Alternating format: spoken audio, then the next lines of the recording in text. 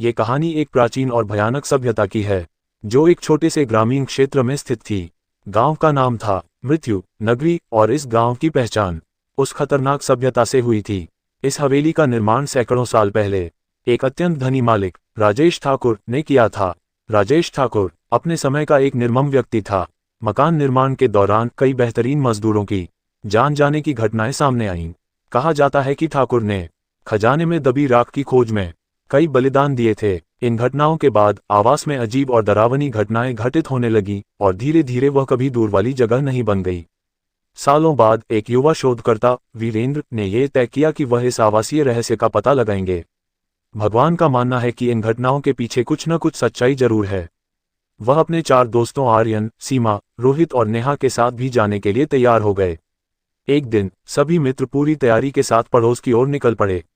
वासना में आनंद ही उनकी आंखों के सामने एक विचित्र दृश्य था। फूटे फूटे दरवाजे, आंखों पर जाले, बड़ी बड़ी मिलें और चारों तरफ सन्नाटा। हवेली के दरवाजे पर पहुंचे योद्धा ने अपनी मशाल जलाई और सब अंदर की ओर बढ़ गए। जैसे ही उन्होंने हवेली में कदम रखा, चारों ओर सन्नाटा बढ़ गया और जल्द ही 5वीं हवा चलने लगी। उन्होंने लोकतांत्रिक गणराज्य के विभिन्न हिस्सों की जांच शुरू कर दी। हर कमरे में अजीब और डरावनी चीजें थीं, जमीन पर खून के धब्बे और दीवारों पर अजीब से निशान। खोज करते करते वे हवेली के एक बड़े हॉल में पहुंच गए, जहां एक राजसी सिंहासन पड़ा था। सिंहासन देखकर उन्हें लगा कि यहाँ कुछ रहस्यमय है। जैसे ही उन्होंने सिंहासन को मारा, पूरा कमरा अंधेरे में डूब गया और हवा में ठंड बढ़ गई। अगली ही पल एक भूतिया आकृति उनके सामने दिखाई देती है। वह आकृति राजेश ठाकुर की आत्मा थी। आत्मा ने क्रोधित स्वर में कहा, इस आवास में तुम्हारा स्वागत है, लेकिन जो भी मेरे रहस्यों को जानने का प्रयास करेगा, उसका मुझसे सामना करना होगा। उसके दोस्त डर गए, लेकिन उसने साहस दिखाया। क्रोध ने आत्मा से पूछा, हम यहाँ सत्य जानते हैं, ऐसा किसी विशेष कारण से किया गया है, हम कैसे मदद कर सकते हैं?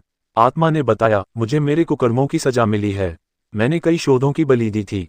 अगर तुम मेरे हाथ मारे गए निर्दय लोगों की आत्माओं को शांति दे सकते हो, तो मैं भी इस आकार से मुक्त हो सकता हूँ।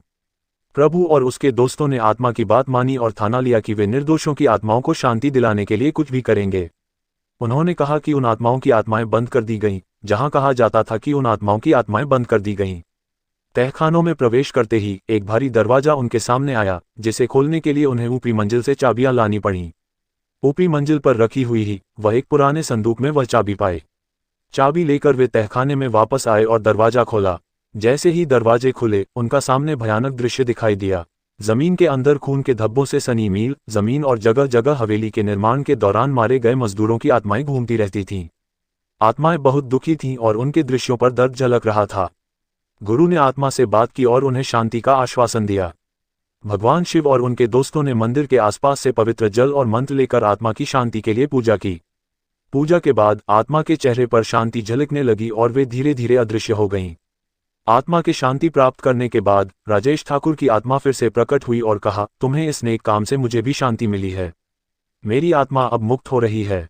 राजेश ठाकुर की आत्मा ने अपने प्रशंसकों और अपने दोस्तों को धन्यवाद कहा और हमेशा के लिए अदृश्य हो गई। घरों से भूतिया सौंदर्य समाप्त हो गया और गांव में फिर से शांति का अनुभव लौट आया।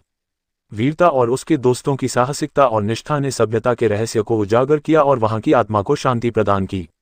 इस घटना के बाद शापित आवास अब शांति आवास के नाम से जाना जाने लगी और क्रोध और उसके दोस्तों की कहानी हमेशा के लिए यादगार बन गई।